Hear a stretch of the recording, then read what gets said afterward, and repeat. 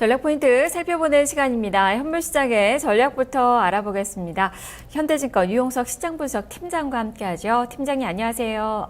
네, 안녕하십니까. 네, 오늘 3월 첫 거래일 삼성전자가 지금 3% 넘게 오르면서 지수가 지금 2000선을 향해서 올라서네요. 지금 1997선을 지나고 있습니다. 자, 전체적으로 시장에 대해서 어떤 점에 좀 중점을 두고 보고 계십니까? 예, 3월 시장은 현재의 상승 흐름을 이어갈 것으로 예상을 하고 있고요. 주요 변수들은 환율이라든가 구리 가격, 그리고 국내 이제 경기 회복에 대한 기대 심리, 그리고 중형주들의 그 실적 추가 상향 여부 정도가 될 것 같고요. 상승 흐름에서는 아무래도 중형주, 소형주, 그리고 대형주, 코스닥 이렇게 좀 결정이 될 것 같습니다. 일단 3월 증시에 대해서 낙관적인 그런 전망을 좀 말씀을 좀 해주셨는데, 그렇다면 장기 박스권 돌파도 좀 예상을 해볼 수 있는 건지 3월에 챙겨야 될 그 변수들 전체적으로 전망과 더불어서 살펴주시죠. 예, 3월에는 대외적인 그 증시 환경 변수들은 추가 상승을 시도할 수 있는 가능성에 좀 지원들을 많이 할 것 같습니다. 첫 번째는 오늘부터 시작되는 이제 유럽의 통화정책 회의가요. 위험자산 선호도를 좀 증가시키면서 수급 개선 요인으로 나타날 가능성이 높다고 보고 있습니다.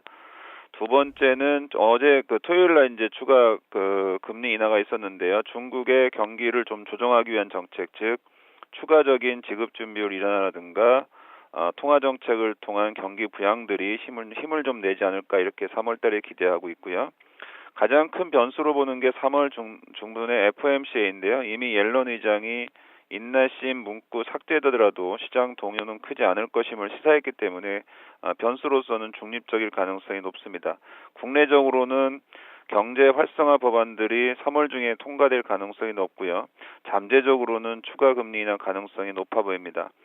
다만 이런 총론들은 시장에 이미 충분히 알려져 있기 때문에요. 강론 쪽에서 보면은 이를 좀 측정할 수 있는 변수들 몇 가지가 중요한데요. 제일 중요하게 보는 거는 유로화 약세와 달러 강세가 지속되는 흐름은 투자 심리 측면에서 조금 부정적일 수 있다. 그래서 유로화가 원화에 대해서 지나치게 약세인 부분만 경계한다면 환율 요인들도 무사히 통과될 가능성이 높다고 보고 있고요. 두 번째는 유럽 경기보다는 이제는 중국을 비롯한 아시아 경기의 모멘텀이 어느 정도냐인가가 외국인 매수와 함께 지수 탄력도를 결정할 것이기 때문에요. 오히려 유럽 경기보다는 아시아 쪽 경기 흐름을 좀 파악하는데 이와 관련해서는 역시 유가보다는 구리 가격의 상승 여부를 주목해야 될 것 같습니다. 소재와 산업재 섹터의 바로미터가 되는 구리 가격이 상승할 경우에 시장 참여자들의 적극적인 행보, 즉 공격적인 매수가 좀 가능하다고 보고 있고요. 국내적으로는 아무래도 경기 회복과 관련해서 내수든 수출이 출하가 늘 수 있는지 여부가 가장 중요한 관건인데요. 좀 더 이전보다는 좀 긍정적인 전망들이 좀 많이 나오지 않을까 이렇게 좀 기대를 하고 있습니다. 네, 이머징 시장의 경기 모멘텀을 좀 보고 계시는군요. 그렇다면 긍정적인 접근이 좀 가능할 것 같은데, 좀 어떻게 투자 전략 세워봐야 될지 관심 가질 만한 그런 섹터는 어떤 것들이 있는지 살펴주시죠. 예, 2014년하고 2015년 거의 좀 유사하게 시장 흐름이 전개되고 있는데요. 즉 개별 종목 장세 이렇게 특징을 지어지는데 좀 차이점이 있다면 2014년 대비해서 2015년 올해에는 중형주가 상대적으로 눈에 많이 띄고 있다는 점입니다. 중형주가 이렇게 부각되는 데는 두 가지 이유가 있는데요. 하나는 1분기하고 연간 이익 모멘텀을 현재 상태에서 좀 조사해 봤을 때 중형주가 코스피, 대형주나 소형주, 코스닥보다도 상대적으로 우위에 있음이 좀 확인되고 있기 때문으로 보여지고요. 이런 중형주의 섹터에 많이 포진되어 있는 것이 이제 대체적으로 증권업종과 건설업종 그리고 화학이라든가 에너지 업종들이 많이 포진되어 있어서 그런 것 같습니다. 특히 이들 세 개 업종 같은 경우에는 자산 가치 대비해서도 현저히 저평가되어 있는 섹터에 해당되기 때문에요. 이익 모멘텀과 자산 가치 저평가 두 축에서 증권업종과 건설업종 그리고 에너지 화학 업종이 상대적 우위를 계속할 가능성이 높고요. 또 하나의 주목할 점은 과거에 이제 대한항공이라든가 얼마 전 삼성 엔지니어링에서 보는 것처럼요. 대차 잔고가 많았던 종목들이 이제 스위칭 매매가 들어와서 매매의 고려 대상이 될 수 있는데요. 대표적인 거를 본다면 건설업종에서는 대림산업 같은 경우가 이에 해당되지 않을까 보고 있습니다.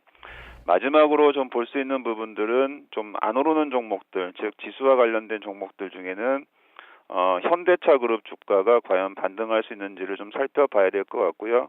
그 밖에 보면은 이제 대표적인 IT 기업인 SK 하이닉스라든가 LG 디스플레이를 들의 그 추가 상승 여부도 매우 주목해서 봐야 될 것 같습니다.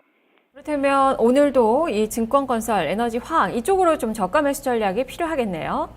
예, 전반적으로 삼성 갤럭시 6에 대한 평가가 좋다는 거는 삼성그룹주가 추가 상승할 수를 의미하는 반면에 아무래도 애플과 관련된 LG그룹주들은 조금 부진할 수 있음을 감안해 본다면 삼성그룹주의 당분간 상승 흐름을 예상할 수 있겠고요.